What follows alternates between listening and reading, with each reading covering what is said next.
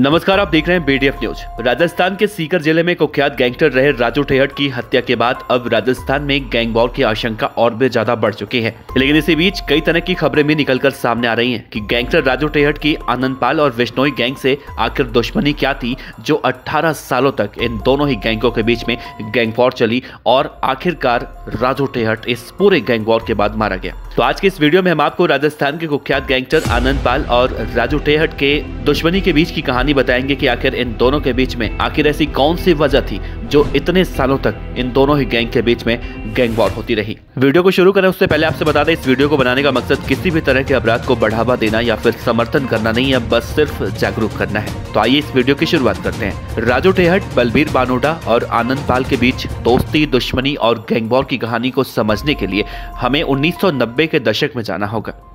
दरअसल राजू ठेहट ने 1995 में जुर्म की दुनिया में कदम रखा, यानी कि वो आनंदपाल से पहले जराइम की दुनिया में एंट्री मार चुका था। राजू ठेहट सबसे पहले छात्र नेता गोपाल फोगावट के संपर्क में आया और जल्द ही उसने फोगावट का भरोसा भी जीत लिया और शराब का अवैध धंधा करना शुरू कर दिया। इसी बीच उसकी मुलाकात बलबीर बानोडा से हुई, जो दूध बेचने का काम करता था। लेकिन राजू ठेहट ने उसे अपने साथ शराब के धंधे में ले लिया और दोनों मिलकर साथ काम करने लगे। उन्हीं दिनों सीकर में भेबाराम भी शराब के अवैध कारोबार से जुड़ा हुआ था। राजू ठेहट और बलबीर बानोडा ने 1998 में सीकर में मिलकर भेबाराम के दिन दहाड़े हत्या कर दी और यहीं से राजस्थान के सीकर में गैंग वॉर की जो कहानी शुरू हुई वो अभी तक चल रही है। 1998 से लेकर साल 2004 तक राजू ठेहट और बलबीर बानोडा एक साथ रहे और शराब के अवैध कारोबार में खूब पैसा कमाया। साल 2004 में वसुंधरा राजे सरकार ने पहले शराब ठेकों के लिए लॉटरी सिस्टम निकाले, जिसमें जीड़ माता इलाके की शराब की दुकान इन दोनों को मिल गई। बलबीर बानोडा का साला विजयपाल शराब की दुकान पर सेल्समैन के तौर पर काम करने लगा। विजयपाल दोनों को हिसाब दिया करता। इसी बीच हिसाब किताब को लेकर विजयपाल की राजू ठेहट में ठन गई। दोनों के बीच में झगड़ा हुआ। राजू ठेहट ने विजयपाल के अपने साथियों के साथ मिलकर हत्या कर दी। बस यहीं से बानोडा और ठेहट की दोस्ती दुश्मनी में बदल गई। बलबीर ने साले की हत्या का बदला लेने के लिए आनंदपाल से हाथ मिला लिया। राजू ठेहट एक ताकतवर व्यक्ति था और उसे गोपाल फोगावट का पूरा समर्थन मिला हुआ था। बलबीर बानोडा अपने साले की मौत के बदले की आग में जल रहा था। ऐसे में उसने गैंगस्टर आनंदपाल से दोस्ती की, जो कि नागौर के सांवरात का रहने वाला था। दोनों ने मिलकर शराब से लेकर अवैध खनन का कारोबार शुरू किया और अपनी गैंग को मजबूत बनाने लगे। साल 2006 में बलबीर बानोडा और आनंदपाल ने मिलकर सीकर जाट सभा के अध्यक्ष गोपाल फोगावट की फिल्म स्टाइल में हत्या कर दी।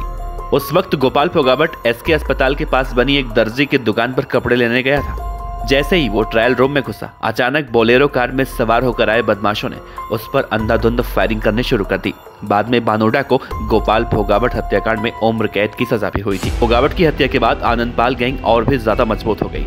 दोनों का खौफ राजस्थान में बढ़ता चला गया। साल 2006 में बानोडा ने आनंदपाल के साथ मिलकर नागौर के डीडवाना में जीवन राम गोदारा की हत्या कर दी। इन दोनों के बीच राजनीतिक वर्चस्व की लड़ाई जारी थी। राजू ठेहट और आनंदपाल गैंग के बीच में राजस्थान के कई हिस्सों में फायरिंग भी हुई। साल 2012 का वक्त आया, तीनों को राजस्थान पुलिस ने गिरफ्तार कर लिया। इसी बीच बलबीर की गैंग से सुभाष बराल भी जुड़ गया और उसने सीकर जेल में 26 जनवरी 2013 को राजू ठेहट पर फायरिंग कर दी। राजू के सिर में उस वक्त गोली लगी थी, जो कि निकाली भी नहीं जा सकी थी।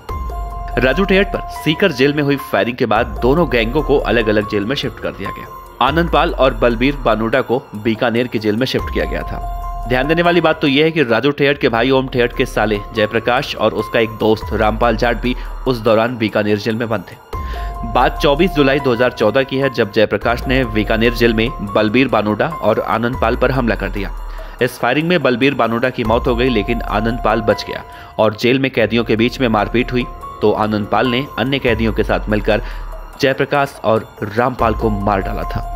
बलबीर बानोडा की बीकानेर जेल में हत्या के बाद ठेहट गैंग का हौसला बढ़ चुका था। हालांकि आनंदपाल ने हार नहीं मानी, वो पुलिस के लिए लगातार चुनौती बना रहा।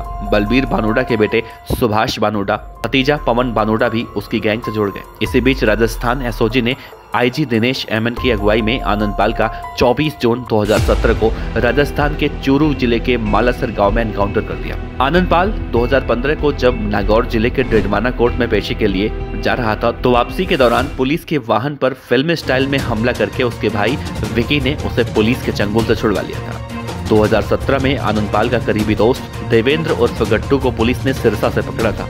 गट्टू ने पुलिस को आनंदपाल के ठिकाने की जानकारी दी थी और तब जाकर दिनेश एमएन की टीम ने आनंदपाल का एनकाउंटर कर दिया था।